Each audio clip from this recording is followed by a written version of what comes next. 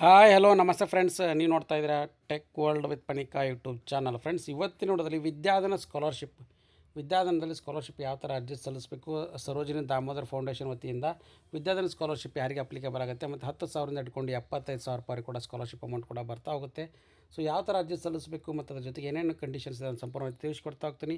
ತಪ್ಪು ಸ್ಕಿಪ್ ಮಾಡೋದು ಪೂರ್ತಿಯಾಗಿ ನೋಡಿ. ಹಾಗೆ ನಿಮಗೆ ಇಷ್ಟ ಆದರೆ ಒಂದು ಲೈಕ್, ಶೇರ್, ಸಬ್ಸ್ಕ್ರೈಬ್ ನೋಡಿ. ಫ್ರೆಂಡ್ಸ್, ವಿದ್ಯಾಧನ ಸ್ಕಾಲರ್ಶಿಪ್ ಅನ್ನೋದನ್ನು ಸರೋಜಿನಿ ದಾಮೋದರ್ ಫೌಂಡೇಶನ್ ಅವರು 10th ಆನ್ವರ್ಡ್ಸ್ SSLC ಆನ್ವರ್ಡ್ಸ್ ಯಾರ್ಯಾರು ಪಾಸ್ ಆಗಿ ಮುಂದಿನ ಕೋರ್ಸ್ಗೆ ಅಡ್ಮಿಷನ್ ಮಾಡಿದ್ರೆ ಅಂಥ ಒಂದು ವಿದ್ಯಾರ್ಥಿಗಳಿಗೆ ಏನಪ್ಪ ಅಂದರೆ ಅಕ್ರಾಸ್ ದಿ ಇಂಡಿಯಾ 8,000 ಜನ ವಿದ್ಯಾರ್ಥಿಗಳಿಗೆ ಪ್ರತಿ ವರ್ಷ ನೀಡ್ತಾ ಹೋಗ್ತಾರೆ.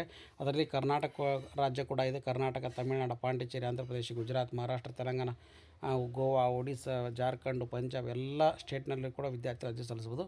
ಸೊ ಸೆಲೆಕ್ಟ್ ಆಗಿರ್ತಕ್ಕಂಥ ವಿದ್ಯಾರ್ಥಿ ಇವರು ಇಂಟರ್ವ್ಯೂ ಮತ್ತು ಅದರ ಜೊತೆಗೆ ಏನಪ್ಪ ಅಂದರೆ ಮೆರಿಟ್ ಮೇಲೆ ಕೂಡ ಸೆಲೆಕ್ಟ್ ಮಾಡ್ತಾರೆ.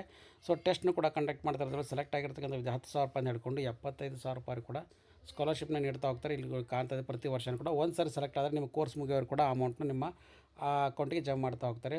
ಅದ್ರ ಜೊತೆಗೆ ಏನಪ್ಪ ಅಂದರೆ ವಿದ್ಯಾರ್ಥಿಗಳು ಈಗ ಅರ್ಜಿನ ಯಾವ ಥರ ಸಲ್ಲಿಸಬೇಕು, ಏನೇನು ಕಂಡೀಷನ್ಸ್ ಅಂತ ನೋಡ್ತಾ ಇದ್ದಾರೆ ನೋಡಿ. ಫ್ರೆಂಡ್ಸ್, ಇಲ್ಲಿ ಆಲ್ರೆಡಿ ಈಗ ಏನಪ್ಪ ಅಂದರೆ ಕರ್ನಾಟಕ ಮತ್ತು ಅದ್ರ ಜೊತೆಗೆ ಏನಪ್ಪ ಅಂದರೆ ಬೇರೆ ಬೇರೆ ರಾಜ್ಯದಲ್ಲಿರ್ತಕ್ಕಂಥ ವಿದ್ಯಾರ್ಥಿಗಳು ಅರ್ಜಿನ ಕೂಡ ಸಲ್ಲಿಸಲಿಕ್ಕೆ ಎಲಿಜಿಬಲ್ ಇದ್ದಾರೆ. ಬಟ್ ಆದರೆ ಏನಂದರೆ ಅರ್ಜಿ ಸಲ್ಲಿಸಬೇಕಾಗಿತ್ತಪ್ಪ ಅಂದರೆ ಕೆಲವೊಂದು ಕಂಡೀಷನ್ಸ್ ಕೂಡ ಮೆನ್ಷನ್ ಮಾಡಿದ್ದಾರೆ. ಅರ್ಜಿ ಏನಪ್ಪ ಅಂದರೆ ನೋಡಿ ಫ್ರೆಂಡ್ಸ್, ಮೊದಲನೇದಾಗಿ ನೀವು ಅರ್ಜಿ ಸಲ್ಲಿಸಬೇಕಾಗಿತ್ತಪ್ಪ ಅಂದರೆ ನೀವು ಒಂದು ಅಕೌಂಟ್ನ ಕ್ರಿಯೇಟ್ ಮಾಡ್ಕೋಬೇಕಾಗುತ್ತೆ, ಸ್ಟೂಡೆಂಟ್ ರಿಜಿಸ್ಟ್ರೇಷನು.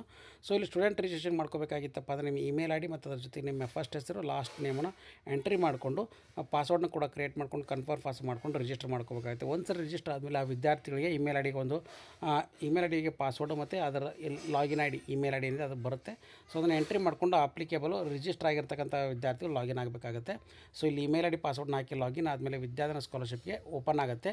ಸೊ ಹಾಗಾಗಿ ವಿದ್ಯಾರ್ಥಿಗಳು ಏನಪ್ಪ ಅಂದರೆ ಯಾರ್ಯಾರು ಅರ್ಜಿ ಸಲ್ಲಿಸಬೇಕಂತಿದ್ರೆ ಅವರು ನಿಮ್ಮ ಕೋರ್ಸ್ಗೆ ನಾವು ಡಿಪ್ಲೊಮಾ, ITI, PUC, GTTC ಎಲ್ಲ ಕೋರ್ಸ್ಗಳು ಕೂಡ ವಿದ್ಯಾರ್ಥಿಗಳು ಇದಕ್ಕೆ ಅರ್ಜಿನ ಸಲ್ಲಿಸ್ಬೋದು. ಮತ್ತು ಅದ್ರ ಜೊತೆಗೆ ಏನಪ್ಪ ಅಂದರೆ ವಿದ್ಯಾರ್ಥಿ ಅರ್ಜಿ ಸಲ್ಲಿಸಿದ ಮೇಲೆ ಅವ್ರಿಗೇನಪ್ಪ ಅಂದರೆ ಪ್ರತಿಯೊಂದು ವಿದ್ಯಾರ್ಥಿಗಳದ್ದು ಕೂಡ ಏನಪ್ಪ ಅಂದರೆ ಒಂದು ಎಕ್ಸಾಮ್ನು ಕೂಡ ಕಂಡಕ್ಟ್ ಮಾಡ್ತಾರೆ. ಅವರು ಡೇಟ್ನು ಕೂಡ ಫಿಕ್ಸ್ ಮಾಡಿದರೆ ಆ ಎಕ್ಸಾಮ್ಗೂ ಮತ್ತು ಅದ್ರ ಜೊತೆಗೆ ಸ್ಕಾಲರ್ಶಿಪ್ಗೆ ಎರಡೂ ಕೂಡ ಲಿಂಕ್ ಇರುತ್ತೆ. ಯಾರ್ಯಾರು ಎಕ್ಸಾಮ್ನಲ್ಲಿ ಕಟ್ ಆಫ್ನಲ್ಲಿ ಪಾಸ್ ಆಗಿರ್ತಾರೆ, ಸೊ ನಂತರ ಅವ್ರ ಎಂಟ್ರಿ ಕೂಡ ಆನ್ಲೈನಲ್ಲಿ ಇರುತ್ತೆ. ಇದೆಲ್ಲನೂ ಕೂಡ ಆನ್ಲೈನಲ್ಲೇ ಎಕ್ಸಾಮ್ ಇರುತ್ತೆ. ಆ ಆನ್ಲೈನ್ ಎಕ್ಸಾಮ್ನ ಬರೀಬೇಕಾಗುತ್ತೆ. ಆಮೇಲೆ ಇಂಟರ್ವ್ಯೂನ ಆನ್ಲೈನಲ್ಲೇ ಇರುತ್ತೆ. ಅದಾದ ನಂತರ ಎಲ್ಲ ಡಾಕ್ಯುಮೆಂಟ್ಸ್ನ ಕೂಡ ಅಪ್ಲೋಡ್ ಮಾಡಿರ್ತಿರಲ್ಲ, ಸೊ ಅದನ್ನು ವೆರಿಫೈ ಮಾಡ್ತಾರೆ. ವೆರಿಫೈ ಮಾಡಿದ ಮೇಲೆ ನಿಮ್ಮ ಕೋರ್ಸಿಗೆ ಅನುಗುಣವಾಗಿ 10,000 ರೂಪಾಯಿ ಹಿಡ್ಕೊಂಡು 75,000 ರೂಪಾಯಿ ಸ್ಕಾಲರ್ಶಿಪ್ ನಿಮ್ಮ ಅಕೌಂಟಿಗೆ ಕೂಡ ಜಮಾ ಆಗ್ತಾ ಹೋಗುತ್ತೆ. ಯಾರ್ಯಾರು ವಿದ್ಯಾರ್ಥಿಗಳು ಅರ್ಜಿ ಸಲ್ಲಿಸಿಲ್ಲ, ಸೊ ಕೂಡಲೇ ಅರ್ಜಿನ ಸಲ್ಲಿಸಿ ಸರೋಜಿನಿ ದಾಮೋದರ ಫೌಂಡೇಶನ್ ವತಿಯಿಂದ ವಿದ್ಯಾರ್ಥಿ ವೇತನ ಕೂಡ ಪಡ್ಕೊಳ್ಳಿ ಅಂತ ಹೇಳ್ತಾ ಇದ್ದೀನಿ.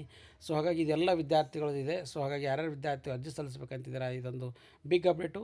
ಸೊ ಆಮೇಲೆ ಏನಪ್ಪ ಅಂದರೆ ವಿದ್ಯಾರ್ಥಿಗಳಿಗೆ ಲೇಟೆಸ್ಟ್ ಆಗಿರ್ತಕ್ಕಂಥ ಎಲ್ಲ ಅಪ್ಡೇಟ್ಸ್ ಚಾನಲ್ ಸಬ್ಸ್ಕ್ರೈಬ್ ಮಾಡಿಕೊಂಡು. And finally thanks for watching the video.